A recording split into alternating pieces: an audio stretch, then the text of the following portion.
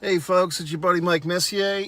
Watched the Bray Wyatt documentary. I think it was called Becoming Immortal, Bray Wyatt. And I want to talk about it before I do a podcast sometime soon with my buddy Jimmy Faluca. Jimmy's up in Staten Island. I'm here in Florida. And Jimmy's a big Bray Wyatt aficionado. And I'm looking forward to his thoughts, but I do want to share my thoughts because otherwise I might just forget them. So let's talk about it. If you haven't seen it, I do recommend it, and I do feel as if we're on the verge of seeing Bray Wyatt return in some form. Basically, his brother, I think, is going to carry the torch of Uncle Howdy. Basically, if you watch the entire documentary and you stick around and watch the end credits, you see a lantern kind of glistening, and then you see basically a foreshadowing visage of Uncle Howdy, which was the guy we knew as Bo Dallas. And I think that would be great. I mean, I think the documentary basically is from the perspective, in some regard, from Bo Dallas, the younger brother of Wyndham Rotundo, and how much it meant to him to be his brother's brother. And of course, we know they are the sons of Mike Rotundo, the nephews of Barry Windham, and also Kendall Windham. We forget about Kendall sometimes. And also the grandsons of Blackjack Mulligan. And what an esteemed wrestling family. And we get to meet this family in ways we haven't before. We get to meet Bray Wyatt's mother. Obviously, she's Barry Windham's sister. Barry Windham was one of my favorite wrestlers. Folks, I've been watching wrestling so goddamn long. I saw Blackjack Mulligan wrestle in person, okay? I saw his son wrestle, I saw his son-in-law wrestle, and I've lived through the entire life of Bray Wyatt. And it seems like in this gentleman's 36 years, he did accomplish a lot. I'm not going to give the whole Bray Wyatt history here. Watch the documentary. And, you know, WWE, for all its faults, and there are many, they do a nice job of reflecting upon a recently passed compatriot. We've seen over the years many Eddie Guerrero retrospectives paying homage. Even the Von Erichs DVD they did 15 years ago was very well done and respectful. This one, I don't know. I mean, for the modern fan, for the young fan now, this is going to hit you hard, folks. For the young wrestling fans, welcome to the club. You know, for the fans that have been around for a while, we've seen our Eddie Guerreros come and go. We've seen our Brian Pillmans come and go. The Von Erichs, obviously. Bruiser Brody. We've seen, the Grand Wizard of Wrestling. We've seen these characters or these people that you build a bond with. Obviously, it's a one-way bond for the most part. They're on television, we're watching, or they're in the ring and we're watching. But there is some give and take, and probably in pro wrestling more so than any other sport or activity or traditional film stars or TV stars. There's quite an interaction with all the conventions and autograph signings and just the nature of pro wrestling.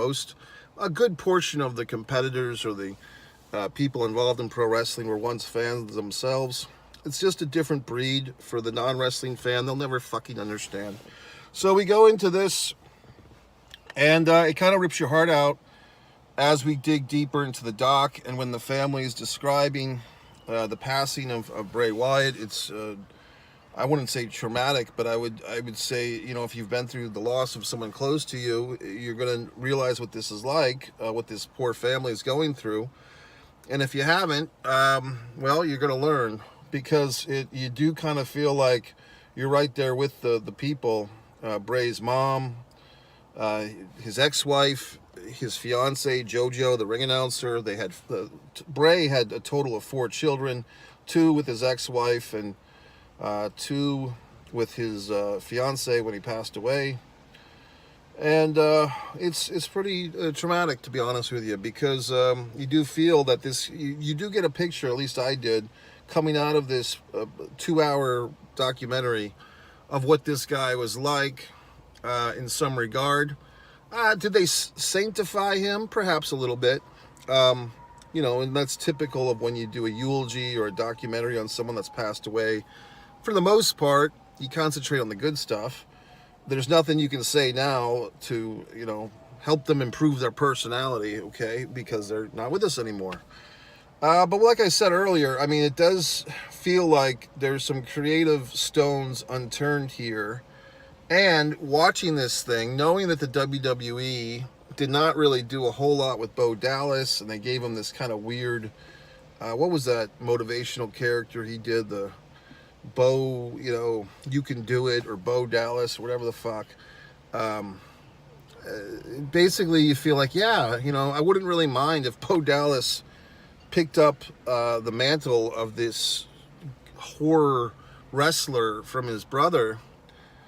And it seems like the dynamic of the two was that, the big brother kind of led the way into a lot of things. And but Bo was right there with them, and for whatever reason, it kind of became almost a Randy Savage, Lanny Poffo thing, where, Bo was in the shadows of Bray, but Bo's still a young guy now. I guess he's probably 35 himself at this point, 34, 35, so he still has a good run left in him.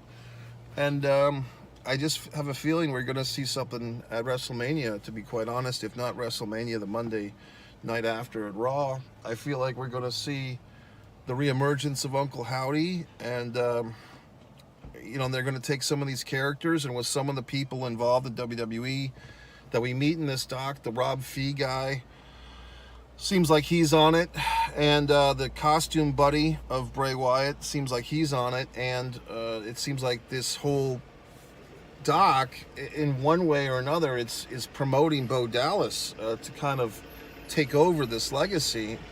And I'm not really opposed to it, to be honest with you. A lot of times I would have an opinion like, let the dead lie, or, do your own thing, Bo Dallas. But I do feel like he's his brother. They were pretty close. And, he was doing Uncle Howdy towards the end there, Bo Dallas. So I feel like it's okay. Like, I feel like I'm kind of into it. And if some of the profits from some of the marketing, if they make masks from Uncle Howdy, or if there's new characters or adaptations on some of Bray's creations, I think I would support that. I would be happy to see that, because there's 4 kids to feed here in this family, and, what the hell. As far as other elements of the doc, the town they lived in Florida, I live in Florida. I never heard of this town, but I haven't been in Florida very long, comparatively, but this little town that they're from, the Rotundas, very interesting. Seeing footage, the documentary tells you several times you're seeing footage from the WWE archives that have never been released before. So we see some of this Florida Championship Wrestling material, some of the infamous promo classes that we've heard of as wrestling fans for years. We're kind of seeing some of these clips from these early Bray Wyatt days in the promo class. They go into the story of, unfortunately, in late 2020, his friend, I believe the gentleman's name, John Huber, a.k.a. Luke Harper, a.k.a. Brody Lee. That very, in some regard, reminiscent of when Eddie Guerrero passed away, and then the gentleman formerly known as Chris Benoit had that whole situation. Not to compare these 4 gentlemen, I guess I just did, but just the friendship. It seemed like Bray was never quite the same after the passing of John / Luke, and it's sad, and we get to see the Braun Strowmans, the Eric Rowans. So I'm really seeing in my mind's eye here, folks, and we'll find out, because I'm taping this on Friday. I guess it is April 5th, 2024. WrestleMania is coming up Saturday and Sunday. I guess we'll see if my little vision of, Uncle Howdy, Bo Dallas, then maybe they even bring back, I don't know if they're going to bring back Eric Rowan, but I could see them putting Braun Strowman in the mix. I could even see Braun Strowman being suited up with that giant, different Fiend outfit. I could see them putting somebody else in the Fiend outfit, to be honest with you. It could be Braun Strowman, or they could have another guy. There's plenty of guys, to be honest with you, that I see these NXT house shows. There's plenty of decent wrestlers that don't seem like they have much of a character or a gimmick, and they could insert any number one of those fine folks into that outfit, okay? So I am seeing that happening. Not to say that anybody could do it, but I'm saying there's more than one person the suit's been made. If you watch the doc, you know what I'm talking about. Someone's going to wear that fucking suit. I mean, that's what we're getting here, too. And I kind of think that Bo Dallas is going to stick more to the Uncle Howdy suit and have someone else take over the Fiend suit. Alexa Bliss, congratulations to her. Apparently she had a child not too long ago. You know, her husband seemed a little prancy, I guess is the word. But yeah, they had a kid, so I mean, you know, good for her. But if Alexa Bliss, who's featured a lot in this doc, if she comes back, you know, put her back in this family, they could have some new creatures. They could have like the old, you know, Bray Wyatt creatures, the bunny and the fucking, you know, rambling rabbit and all these people. They could feud with like some new creatures. I mean, I could really see it being a thing. That's another thing when it comes to Bray Wyatt, Wyndham Rotundo. It did feel to me, and you really feel like you're like a friend of this guy, or at least a friend of a friend by the time the doc's over. I feel like he was more suited to be a horror film producer, like an independent horror film, you know, writer, director, producer. Producer is probably the best word, because it seemed like he had so many ideas that were flying around. He needed some other people to balance with. You know, so a producer role in that regard would probably be best. He could have been a director, but it seemed like perhaps he had a tinge of ADD. Like he had so many ideas going on. He needed people with a little more structure in their thinking. And this is just what I'm gathering from the doc. But people in the doc said stuff like this, Triple H especially.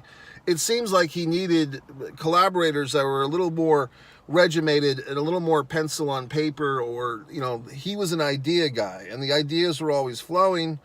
And you hear, you know, Bruce Pritchard and Triple H, and they're not complaining so much, but they're kind of alluding that, you know, Bray at times, his imagination was so vast and he was so concentrated on getting things the way that he saw them. It made it difficult for them to work with him sometimes, because in WWE land, as we know, they're so used to this hierarchy of different assholes having rank over the wrestlers, you know. So to me, like I said, and me and Jimmy did a prior conversation on Bray Wyatt that's somewhere on this One Pro Wrestling and Sports Fan channel.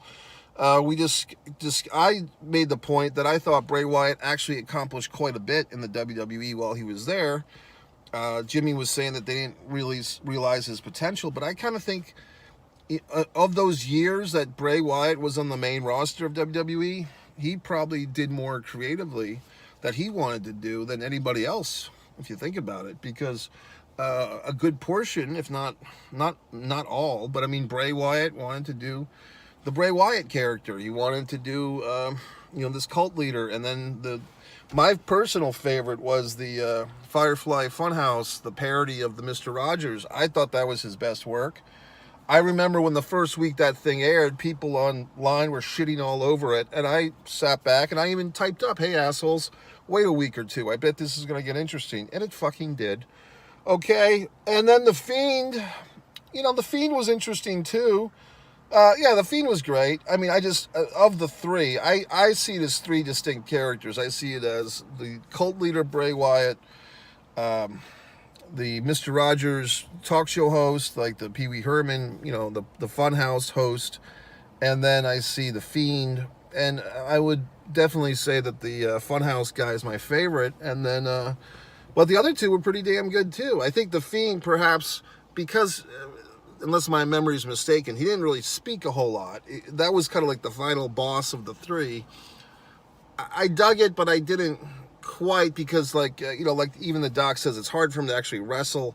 They do get into the stuff where they did Scorched Earth, you know, Randy Orton kind of burns this character alive, stuff like that. I mean, I think as far as modern day, you know, last 3 or 4 WWE years, this is about as close as behind the curtain as we're going to get, folks. And the frustration of a creative guy working within a system, you know, another thing that's interesting to me.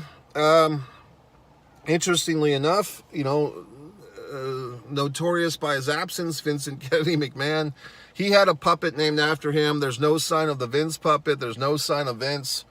Vince's name is not spoken in this documentary, which I found was interesting. So overall, folks, I did enjoy it. It was 2 hours and 2 minutes long. I started watching it last night at like 3 in the morning, watched the first hour. went to slumber, woke up, and I told myself, you know, I have to discipline myself. A lot of times I get all these goddamn various YouTube videos stuck in my head, and I'm like, let me just start the day finishing what I started last night or this morning, this Bray Wyatt doc. So I watched the rest of it. And I'm telling you, folks, I think it's quite possible. And in fact, I will predict, you know, not that it's a big, it's obviously a clue that they're going to bring back, you know, Bo Dallas is going to bring these characters back. Will Bo actually be the worker bee? Will he be wrestling, or will they get other guys? Like I said, there's so many guys that they can plug into these costumes, because it's really, to be honest, it's more about these costumes and one person being the mouthpiece. You know what I mean? And but the whole template's already there, and Bray set this whole thing up. He had his little world of dark fantasy. And I think another thing that Triple H said a few times, and he said this before, is, you know, how do you wrangle that type of creativity in the horror realm into pro wrestling? And sometimes it doesn't fit, because a lot of things I bet Bray Wyatt wanted to do would be better suited for a horror film, you know, like an actual script with actors and so forth. But he's taking that realm and he's putting into wrestling. And yes, it can work, because the fun thing about pro wrestling or WWE or whatever the fuck is that some of these things can work, but some of them don't. And sometimes it is like, okay, we could do 45 minutes of Bray Wyatt, you know, gothic horror, but we have to get a Miz wrestling match in on the same show. So, I mean, they have to balance this stuff. All right, folks, I'm going to get going. It's Friday before WrestleMania. Like I said, me and Jimmy will do a deep dive on this. If you're looking for more, I've gotten some more subscribers recently. I also have other channels. You might be wondering, well, gee whiz, I wish this guy would talk about modern films and cinema. Well, luckily enough, one Mike Messier has my Mike's Instant Movie Review. I see pretty much almost everything in the theater. Recently saw the Matrix re-release, saw the Godzilla and Kong thing. All my reviews are kind of similar to this. I sit here and I speak to you. And then if you say, well, gee whiz, Mike, you're such a wonderful critic of other people's bullshit, but do you create any bullshit of your own? Well, actually, I do. You can go over to one artist, Mike Messier, and see my wonderful acrylic art.